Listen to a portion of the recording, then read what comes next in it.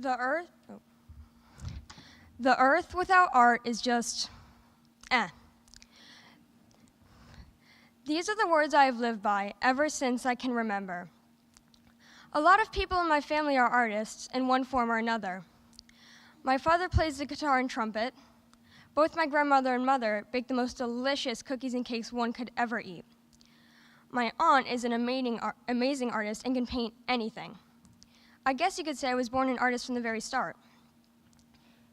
When I was 1, my parents decided to jumpstart my career as an artist by setting up a painting area in our apartment. One good thing about growing up in New York City is that you grow up in a very diverse community. It gives you more ideas, more creativity. So, my mom set out a pile of poster paper on the floor, along with some drawing paper, pom-pom balls, and paint.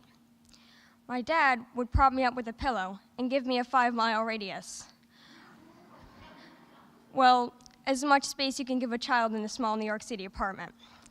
And so an artist was born. But the person who made the biggest impact on my journey was my great aunt, Madeline. She was the professional artist of the family, making paintings and sketches depicting beautiful scenes of nature. Whenever she came over, I would always drag her to this little art table my family had stowed away in a corner and draw for hours. Of course, she had more experience. Over the years, with the help of Aunt Madeline, my art began to grow, like a flower, sprouting, growing, and blooming. Soon after, with some creative insight from her, my art branched off into new things, like animating, taking pictures, and styling my brother's hair. But one of my favorite things to do was to make books.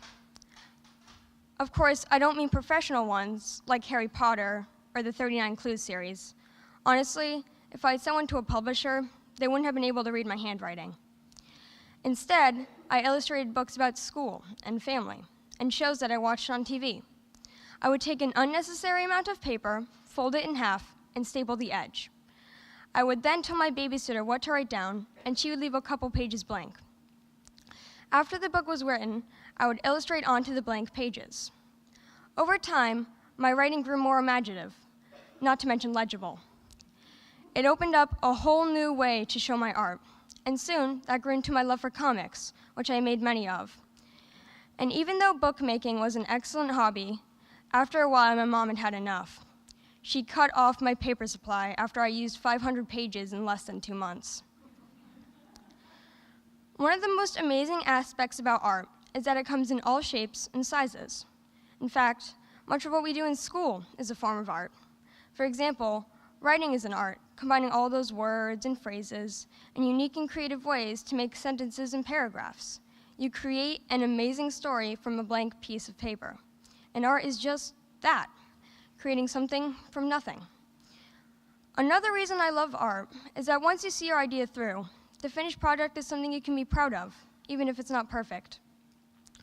After the paper book fiasco, my mom told me I couldn't make any new books until I finished a few of them first. I had a very bad habit of drawing on a couple of pages and leaving the rest blank. So, little me got to work. Every day, from 3rd grade to 5th grade, I'd finish my homework and then finish a book. Once they were done, I placed them in a stack. I still have those books today. It's fun to look back on them, seeing how much my art has grown. Sometimes, I'll recreate some of my oldest books, picture by picture.